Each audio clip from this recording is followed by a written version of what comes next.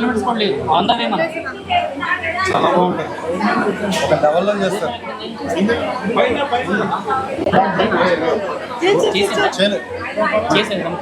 నమస్తే, జై Sriram. At present మనం ఇక్కడ హైదరాబాద్లోని శాస్త్రీపురంలో ఉన్నాము. శాస్త్రీపురంలో ఎక్కడా లేనటువంటి, అంటే భారతదేశంలో ఇలాంటి శ్రీరాముల వారి విగ్రహాన్ని అయితే మీరు ఎక్కడా చూడరు. అలాంటి ఆలయానికి అయితే నేను తీసుకొచ్చాను. ఒక్కసారి శాస్త్రీపురంలోని ఈ రామాలయ విశేషాలు ఏంటో మనం ఒక్కసారి వీళ్ళని అడిగి తెలుసుకుందాము. అయితే ఎన్నో ఏళ్లుగా హైదరాబాద్లో ఇక్కడ ఈ ఆలయం ఉంది అనేసి కూడా చాలామందికి తెలియదు. అసలు ఇక్కడ ఏకశిల విగ్రహంతో శ్రీరాముని విగ్రహాన్ని అండ్ అలానే విష్ణుమూర్తి ఇలా అందరూ ఇదే విగ్రహంలో ఒకే శిలలో ఇక్కడ మనకు కనిపిస్తారు. ఒక్కసారి మనం చూసుకుందాము. అయితే ఇది ఎంట్రన్స్ దగ్గర మనం ఉన్నాము. అయితే శ్రీరామనవమికి మాత్రం అంగరంగ వైభవంగా ఇక్కడ మాత్రం చాలామంది జనాలు అయితే ఇక్కడికి వచ్చేస్తారు. ఈ చుట్టుపక్కల ఉన్న హిందువులందరూ ఇక్కడ ఖాళీ చేసి పోయినా కూడా కొంతమంది మాత్రం హైదరాబాద్ సరౌండింగ్స్ నుంచి ఇక్కడికి వస్తుంటారు. అండ్ ఈ మధ్యలో ఆంధ్ర అండ్ మహారాష్ట్ర నుంచి కూడా చాలామంది భక్తులు వస్తున్నారు. అన్న నమస్తే, జై శ్రీరామ్. మీ పేరన్నా? వినోద్ సనాతన్. వినోద్ గారు, మీరు ఎప్పుడైనా అంటే ఈ ఆలయం గురించి మీకు ఎలా తెలిసింది? ఎప్పటి నుంచి రావడం ఇక్కడ స్టార్ట్ చేశారు? ఏంటి ఆలయ ప్రాముఖ్యత ఏంటి? చాలా పురాతనమైన ఆలయము. ఇంతకుముందు అంటే సోషల్ మీడియా ద్వారా దీన్ని కార్తిక్ ఇంకా వాళ్ళ టీం మొత్తం ఇక్కడ సేవ చేసుకుంటున్నారు. అంటే చాలా పురాతనమైన ఆలయం. ఇక్కడ ఇంతకుముందు ఒక ఋషి సాధు అనేది ఇక్కడ సేవించుకునేవారు. కానీ ఇక్కడ ఏంటంటే హిందువులు తగ్గిపోయి ఇక్కడ నుండి ముస్లిం ఏరియా కాబట్టి అందరు ఇక్కడ వెళ్ళిపోయడం జరిగినాక అప్పుడు మన యువకులు ఇక్కడ అయితే దేవాలయం ఉందో ఇక్కడ ఒక విశిష్టత ఏంటంటే ఏకశిల పైన పూర్తి భారతదేశంలో ఇలాంటి విగ్రహం ఓన్లీ 4 ఉన్నాయి. అయితే సౌత్కి వచ్చేసి మనకి ఇక్కడ ఉన్నది. సో ఈ యొక్క విశిష్టత తెలుసుకొని ఇక్కడ యువకులు ఏంటి సేవలు అనేది ప్రారంభించారు. సో సోషల్ మీడియాని వాడి ఇక్కడ ఈ దేవాలయం యొక్క విశిష్టతని పబ్లిక్లో తెలియజేసి ఇక్కడ భక్తులు అనేది ఇప్పుడు పెద్ద ఎత్తున వస్తున్నారు. ఇంతకుముందు ఇక్కడ ఇట్లా రాకపోతుండే. అదే సో ఇది ఇక్కడ ఏదైతే ముస్లిం ఏరియా అని చెప్పుకొస్తున్నారో ఇక్కడ అంటే హిందువులు అయితే ఇక్కడ మొత్తానికి కనుమరుగైపోయారు. కేవలం కొంతమంది హిందువులు మాత్రం ఇక్కడ ఉంటారు. అయితే శ్రీరాముల వారి పానకం ఏదైతే రామనవమికి ఏర్పాటు చేస్తారో ఇవి కూడా ఇక్కడ ఏర్పాటు చేశారు. అండ్ చాలామంది భక్తులు అయితే ఇక్కడికి వచ్చేసారు. అయితే వాళ్ళని అడిగి తెలుసుకుందాం. కొంతమందితో మనం మాట్లాడడానికి ట్రై చేద్దాము. భక్తుల సంఖ్య అయితే ఇక్కడ చాలా హెవీగా మనకు కనిపిస్తుంది. ఒకసారి లోపలికి వెళ్ళి శ్రీరాముల వారి విగ్రహం ఎలా ఉంది, ఎలాంటి పూజలు జరుపుతున్నారు అనేది కూడా మనం తెలుసుకుందాం. రండి.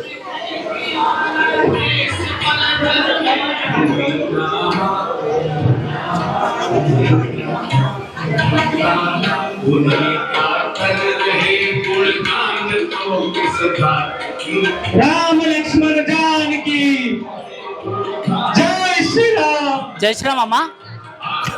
ఓకే, దర్శనం అయిపోయిందా? కాలేదా? ఈ ఆలయం గురించి మీకు ఎట్లా తెలిసింది? మా brother one of the photo చూసారా? అంటే రాముల వారి ఫోటో ఎట్లా అనిపించింది? ఇట్స్ సో గుడ్, బాగుంది. ఏంటి స్పెషాలిటీ ఏంటి మీ ఆలయం స్పెషాలిటీ? అందరూ కోఆర్డినేట్ గా వర్క్ చేస్తారు. అండ్ అందులోనూ ఇక్కడ ఉంటే ఇంకా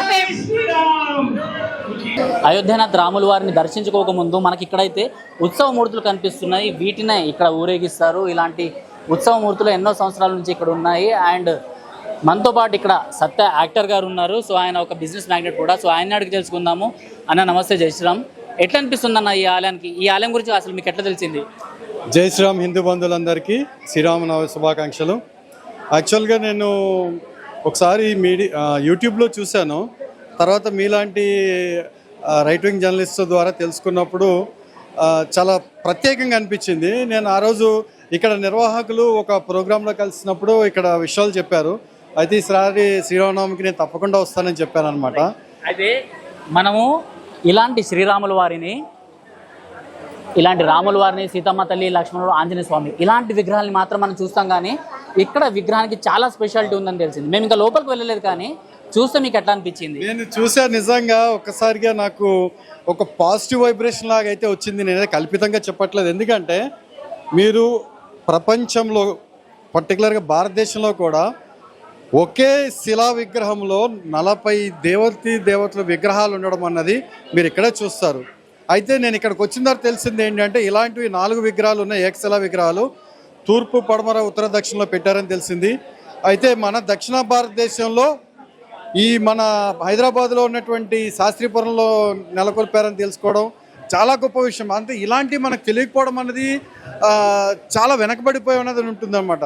ఇలాంటి విగ్రహమే సేమ్ ఇంకొకటి మన అయోధ్య రామాలయంలో ఉంది, గుజరాత్లో ఉంది, పూరిలో కూడా ఉందని ఇప్పుడే నాకు తెలుసుకున్నాను. నిజంగా ఇలాంటి పవిత్రమైనటువంటి స్థలంకి రావడము, ఈ గుడికి రావడం అనేది ఈరోజు నేను చేసుకున్నటువంటి పూర్వజన సుక్రమంగానే భావిస్తున్నాను నేను. థ్యాంక్ యూ అండి. ఉత్సవమూర్తులను అయితే మనం చూసామో ఇప్పుడు ఆలయానికి సంబంధించిన ఎవరైతే ధర్మకర్త ఉన్నారో సో కార్తీక్ మనతో పాటు ఉన్నారు. కార్తీక్ గారు ఒక్కసారి మాకు ఈ విగ్రహాన్ని చూపిస్తారా? అంటే మేము ఇప్పటిదాకా చాలా విన్నాము ఈ విగ్రహం గురించి, సోషల్ మీడియాలో చూసి చాలామంది ఏదైతే ఇక్కడ వందలాది మంది వేలాది మంది మనకు కనిపిస్తున్నారో సోషల్ మీడియా నుంచి చూసి ఏదైతే మీరు వాయిస్ అవేర్నెస్ తీసుకొచ్చారో సో దాన్ని చూసే వచ్చిన వాళ్ళు ఉన్నారు. ఒక్కసారి మాకు తప్పకుండా అమ్మ కొంచెం సైడ్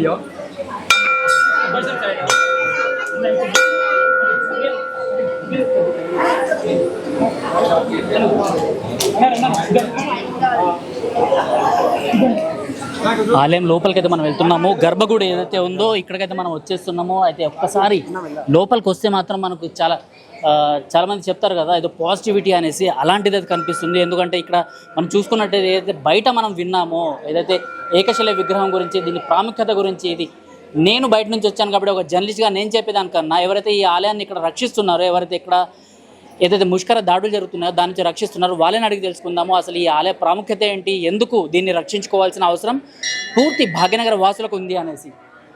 అన్న నమస్తే.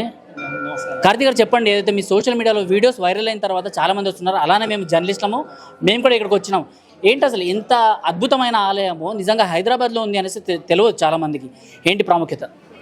జనరల్గా మీరు అన్నట్టే అన్న, స్వామివారిని ఇక్కడ చూస్తే కళ్ళ నుంచి నీళ్ళు వచ్చేస్తాయి. ఎందుకంటే ప్రతి దేవాలయంలో చూస్తే మనము సీత, రాముడు, లక్ష్మణుడు, ఆంజనేయ స్వామిని చూస్తాము. కానీ ఈ అయోధ్యనాథ్ దేవాలయంలో సీత, రాముడు, లక్ష్మణుడు, భరతుడు, క్షత్రజ్ఞుడు, అంగదుడు, నారదుడు, విభీషణుడు ఇట్లా ఒక్కరు కాదు, ముక్కోటి దేవతలందరూ ఒకే దగ్గర ఉన్నారు అనిపిస్తున్నారు. బికాస్ ఇక్కడ చిన్న విగ్రహాన్ని చూసినా అక్కడ అంత పెద్ద ఏకశిల విగ్రహాన్ని చూసినా కూడా రెండు ఎగ్జాక్ట్లీ నాకు సేమ్ కనిపిస్తున్నాయి. అండ్ ఎంతమంది దేవుళ్ళు ఉన్నారు? మొత్తం 40 వరకు ఉంటారు అన్న. 40 వరకు ఓన్లీ మనం నార్మల్ మెయిన్ దేవులని మనము కౌంట్ చేసినా 40 వరకు ఉంటాయి.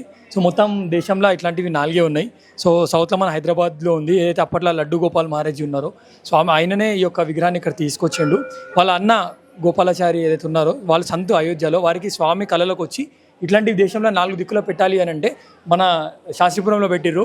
కాకపోతే ఇక్కడ హిందూస్ అందరు కూడా లేకపోవడం వల్ల లడ్డు గోపాల్ మహారాజ్ చాలా కష్టపడుతుండే. ఆయన ఒక్కడే వచ్చి ఎంత దాదాపు 80 ఇయర్స్ వరకు ఉంటుండే. 80 ఇయర్స్ ఉన్నా సరే కూడా వచ్చి ఇక్కడ ధూపదీప నైవేద్యం పెడుతుండే. సోషల్ మీడియా అట్లాంటి వాళ్ళకి తెలియదు, కానీ భక్తితో ఎంతో బాగా చేస్తుండే లడ్డు గోపాల్ మహారాజ్జీ. 3 ఇయర్స్ బ్యాక్ అయినా స్వర్గస్థులు అయ్యారు. అప్పటి నుంచి మన ఆలయాలను ఇట్లా వదిలేయొద్దు, ఇంత మంచిగా ఉన్న ఆలయాలను మనం కాపాడుకోవాలని చెప్పి ఈ సరౌండింగ్స్లో మనకి అసలు హిందువులు ఒక్కరు కూడా ఉండరు. అట్లాంటివి మీరు ఈరోజు 1000 మందిని ఇక్కడ చూస్తున్నారు. ఒకటి కార్తీక్ గారు, భద్రాచలంలో తీసుకుంటే కేవలం సీతారాములు, ఇలా లక్ష్మణ సమేత సీతారాములు మనకు కనిపిస్తారు. ఒకవైపు ఇప్పుడు వేరేదైనా తిరుపతిలో అలాంటి ఆలయంలో చూసుకుంటే శయనాసనంలో ఉన్న విష్ణుమూర్తి మనకు కనిపిస్తారు. కానీ ఇక్కడ ఇద్దరు కలిసి ఉన్నారు, ఎందుకు? అంటే పూర్వము అయితే మనుషత్రూప అని 2 దంపతులు ఉండేనో వాళ్ళు శ్రీ మహావిష్ణువుని తపస్సు చేస్తారు సంతానం కోసము. సో వాళ్ళు తపస్సు చేసినప్పుడు అప్పుడు ప్రత్యక్షం అవుతాడు స్వామివారు ప్రత్యక్షం అయినప్పుడు మీకు ఏం కావాలని అడిగితే మాకు సంతానం లేదు, సంతానం కావాలి అని అంటే ఈ యుగంలో మీకు సంతానం కాదు, ఏదైతే త్రేతాయుగం వస్తుందో త్రేతాయుగంలో మీరు దశరథ కౌశల్యలాగా పుడతారు దంపతులు, అప్పుడు నేను మీ ఇంట్లో రామచంద్రునిగా పుడతానని చెప్తాడు. అప్పుడు ఆ దంపతులు అంటారు మేము ఈ యొక్క శరీరంలో తపస్సు చేసినాము, మాకు ఇప్పుడు చూపించండి ఆ రూపాన్ని అని అంటే. సో మనకు ఏదైతే రాముల వారు ఆ త్రేతాయుగంలో అడుగు పెట్టక ముందు మొట్టమొదటి తన అవతారాన్ని ఎవరికైతే చూపించారో ఆ యొక్క దివ్య అవతారమే ఈ యొక్క ఆలయంలో ఉంది. కుర్మావతారం ఎందుకు ఇక్కడ కనిపిస్తుంది? కుర్మావతారం అన్నది చాలా తక్కువ కనిపిస్తుంటుంది మనకు విష్ణుమూర్తి దగ్గర, అది కూడా ఆయన కాళ్ళ కింద ఆయన్ని సాక్షాత్తు ఆ కుర్మావతారమే ఈ విగ్రహాన్ని మొత్తం మోస్తున్నట్టు కనిపిస్తుంది. జనరల్గా చెప్పాలంటే మాకు తెలిసి ఏంటి అని అంటే ఇక్కడ అంటే వైకుంఠంలో శ్రీ మహావిష్ణువు ఎవరైతే ఉన్నారో శ్రీ మహావిష్ణువు అక్కడ ఉన్న ప్రధాన దేవీ దేవతలు, రామాయణంలో ఉన్న ప్రధాన దేవీ దేవతలు గరుత్మంతుడే కానీ హనుమంతుడే కానీ ఇట్లా ప్రధాన దేవతలు అందరూ కూడా కొలువై ఉన్నారు. సో అందుకే మనం ఇక్కడ చూసుకుంటే కూర్మపీఠ పైన స్వామివారు కూర్చున్నారు. చంద్రశేఖర్ గారు ఒకసారి చెప్పండి, అంటే మీరు ఈ విగ్రహం గురించి ప్రాముఖ్యత గురించి. శ్రీమతే రామానుజాయ నమః. ఈ యొక్క విగ్రహం ఏదైతే ఉందో పూర్తి భాగవత ఆచార్య స్వరూపంగా మనకు కనిపిస్తూ ఉంది. మనం పైన లెవెల్లో చూసుకుంటే కనుక మనకు భగవంతుడు శ్రీమన్నారాయణుడు, లక్ష్మీ పిరాటి, అలానే శ్రీరాముడు, సీతా పిరాటి కనిపిస్తూ ఉన్నారు. అయితే మనకు ఆ తర్వాత వచ్చేసి విభీషణ, అంగద, గరుడ, ఆంజనేయ, సుగ్రీవ ఇత్యాది భాగవతోత్తములు కనిపిస్తూ ఉన్నారు. ఎవరైతే మనకు రామాయణ కాలంలో రాముని స్వయంగా సేవించి తరించినటువంటి మహనీయులు ఉన్నారో వారందరినీ కూడా మనం భాగవతోత్తములుగా భావిస్తాం. అయితే కింద వచ్చేసరికి మనకు ద్వాదశ ఆల్వార్ సహితంగా భగవద్ రామానుజుల దర్శనమిస్తూ ఉన్నారు. మనకు ఏదైతే భాగవత ఆచార్య కైంకర్య రూపంగా అని మనం ఏదైతే మంత్రస్వరూపంగా చెప్తామో ఆ మంత్రస్వరూపమే ఈ యొక్క విగ్రహంగా మనకు కనిపిస్తూ ఉంది. దురదృష్టవశాత్తు ఏమిటంటేను ఇదివరకు కూడాను జనబాహుల్యంగా అంతగా తెలిసేది కాదు. నేడు ఏదైతే సోషల్ మీడియా ప్రభావము, మెయిన్ స్ట్రీమ్ మీడియా ప్రభావం మూలంగా నేడు భక్తుల తాకిడి ఎక్కువైంది. నేడు భవ్య రామ మందిరం నిర్మితమైన శుభ సందర్భాన నేడు ఏదైతే అయోధ్య రామాలయం ఏదైతే నిర్మితమైందో దాని తర్వాత వస్తున్నటువంటి ఫస్ట్ రామనవమిది.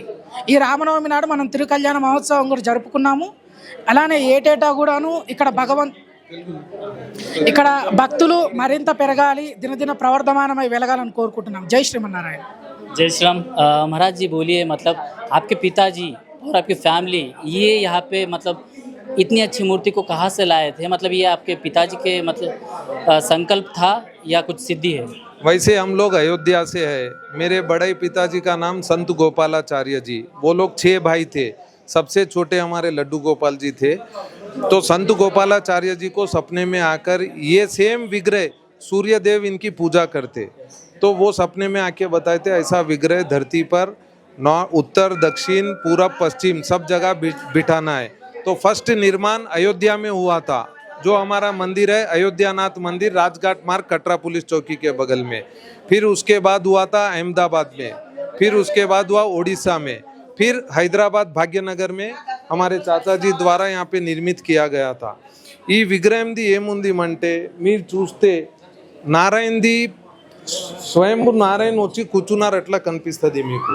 ఇంకొకటి మీరు గమనించినారు లేవా, మొత్తం రామ కుటుంబం ఉంది దీనిలో. ఇంకా మీరు వచ్చి ఇక్కడ ధ్యానం చేస్తే ఇది 37 మస్జిద్ మధ్యలో ఒకటే గుడి మా బాబాయ్ ఇక్కడ కట్టినారు. మేము 22 ఇయర్స్ అయింది ఇది కట్టి. इसलिए लगा था मतलब हैदराबाद के सिर्फ शास्त्रीपुरम में ये मंदिर यहाँ पे बनाने की इच्छा क्यों थी? मतलब इतने सारे मस्जिद थे यहाँ पे और तब के ज़माने में मतलब यहाँ पे हिंदू थे तो क्या हुआ उसके साथ? देखो ये तो पहले राजा चक्रवर्ती सम्राट राजा राम का ही राज्य था। बाद में मुगलों द्वारा और ब्रिटिशर्स द्वारा जो अत्याचार हुआ फिर से राम राज्य आ गया और 22 साल पहले इस मंदिर का निर्माण किया गया। क्यों किया गया, आप जो क्वेश्चन करे उसका आंसर ये है कि जब 4 विग्रह 4 दिशा में बिठाने का संकल्प हमारे बड़े पिताजी और हमारे चाचा जी लिए थे, तो लास्ट विग्रह बिठाना था भाग्यनगर में, जो शास्त्रीपुरम इसलिए चुना गया। यहाँ हमारे 5-6 प्लॉट थे और शास्त्री जी से हमारा घर का संपर्क था, तो शास्त्री जी द्वारा बोले कि यहाँ पर निर्माण किया जाए विग्रह का। और यहाँ पे जो भी लोग थे सब लोगों ने सहयोग किया। सब लोग ने सहयोग कर कर बोला कि निर्माण कर कर यहाँ पर ही मंदिर में अच्छे से विग्रह का निर्माण किया जाए। और डे बाय डे इसकी भक्ति बढ़ते जा रही है, लोग दूर दूर से आते जा रहे हैं, आस्था बढ़ रही है। हमेशा स्वामी जी जैसा हमारे चाचा जी बोला करते थे कि एक दिन मेरा नाम रह जाएगा यहाँ पर जो मंदिर की स्थापना करने से। आज वो हम लोग देखकर हमें बहुत आनंद आ रहा है कि लोग हजारों की संख्या में दूर दूर से आ रहे हैं और दर्शन कर कर सौभाग्य प्राप्त कर रहे हैं। बहुत बहुत धन्यवाद आपका मीडिया से। Thank you. जय श्री राम। నిజంగా అద్భుతం. ఈ కథ విన్నా కూడా నిజంగా చాలా గూస్ బంప్స్ అన్నవి వచ్చేస్తున్నాయి. అలాంటి పాజిటివ్ వైబ్రేషన్స్ ఇక్కడ ఉన్నాయి. ఇలాంటి ఒక ఆలయం హైదరాబాద్లో ఉంది అనేసి చాలామందికి తెలియదు. కాకపోతే అయోధ్య వెళ్ళలేని వాళ్ళు మాత్రం ఈ అయోధ్యనాథ్ ఆలయం ఏదైతే ఉందో ఇక్కడ శాస్త్రీపురంలో, సో మనకు ధూల్పేట్ అండ్ ఈ ఓల్డ్ సిటీకి చాలా దగ్గర ఈ ప్రాంతం. అండ్ శంషాబాద్ మనం ఏదైనా ఎయిర్పోర్ట్ వెళ్తున్న దారిలోనే ఈ ఆలయం వస్తుంది. సో వీటిని దర్శించుకోవాలనేసి అయితే నేను అంటున్నాను. నిజంగా నాకైతే చాలా అద్భుతంగా అనిపిస్తుంది. ఇలాంటి ఆలయాల రక్షణ కూడా, అంటే చుట్టూ మొత్తం ముస్లిమ్సే ఉన్నా కూడా ఇక్కడ పూజలు అవన్నీ జరగనీయకుండా చాలామంది ఇక్కడ అటాక్స్ అనేవి కూడా చేశారు. అయినా కూడా ఏదైతే ఇక్కడ హిందూ గ్రూప్స్ వాళ్ళు ఉన్నారో, సో వాళ్ళు లడ్డూ గోపాల్జీ ప్రేరణతోని ఎవరైతే ఇక్కడ ఆలయాన్ని నిర్మించారో ఆయన ప్రేరణతోని ఇదంతా ఇక్కడ రక్షిస్తున్నారు. నిజంగా ప్రతి ఒక్క ఆలయాన్ని మనం రక్షించుకోవాల్సిన అవసరం ఉంది. కెమెరామెన్ యోగేశ్వర్తో సిద్ధు, హైదరాబాద్. जय श्री राम। जय श्री राम। अच्छा लगा आपके मंदिर के बारे में हमको जानने के बाद। कार्तिक के द्वारा हमको यस कि आप लोग जो आके प्रचार ఎక్కడ దిది ఓకే ఆడికి పోయి తెచ్చినామని అయ్యస్ రాముల వారి తలంబ్రాలతో పాటు హంపి నుంచి తీసుకొచ్చిన ఏదైతే సింధూరం ఉందో ఇది కూడా ప్రతి ఒక్క భక్తునికి ఇస్తున్నారు కదా. సో ఎంత మందికి ఇస్తున్నారు మొత్తం? దాదాపు ఒక 800 వరకు తెచ్చినాము. ఇవాళ కొంచెం మిస్ అయినా సరే బయట బోర్డులో నంబర్ ఉంది, మళ్ళీ గ్రూప్లో పెడతాము. శనివారం రోజు అందరికి ఇచ్చేస్తాం మళ్ళీ. సూపర్, థ్యాంక్స్ అండి. అంటే ధర్మరక్షణ కోసం ఇలాంటి యూత్ ముందుకు రావడము, ఇవన్నీ చేయడము. సో అంటే మీకు ఇవన్నీ అంటే డబ్బులు ఎక్కడి నుంచి సమకూరుస్తారు? ఇప్పుడు ఇక్కడ అన్న మేము ఎవరిని కూడా చందాలు అడగలేమన్నా. స్పెసిఫిక్గా మా టీంలలో మా క్లోజ్ ఎవరైతే ఉంటారో వాళ్ళని అన్న మీరు ఇచ్చేయించండి అని వాళ్ళు ఇచ్చారు. వాళ్ళు ఎట్లా ఇచ్చారు అంటే లాస్ట్ 3-4 ఇయర్స్ నుండి మేము ఇక్కడ ఎంతైతే కష్టపడుతున్నామో మా నిజాయితీని చూసి వాళ్ళందరూ వచ్చి ఈ ఏరియాలో ఇట్లాంటి టెంపుల్ని వీళ్ళు చేస్తారు అని చెప్పి వాళ్ళంతా వాళ్ళు ముందుకు వచ్చి వస్తు రూపేణ ప్రతి ఒక్కరు ఇచ్చారన్న. ఇక్కడ మిగతాది మేము కొంచెం పాకెట్లలో పెట్టుకొని చేసినామన్న. Thank you. జై శ్రీరామ్. जय श्री राम सिद्धू। जय श्री राम। ये लोग अंशुल सक्सेना वगैरह हम टच में रहते हैं सब लोग. बढ़िया है, उसको बढ़ाए तो बढ़िया रहेगा. आप लोग जर्नलिस्ट हैं इसलिए అయిపోయిందా బేటా? आप लोग भोजन करो ना. हाँ?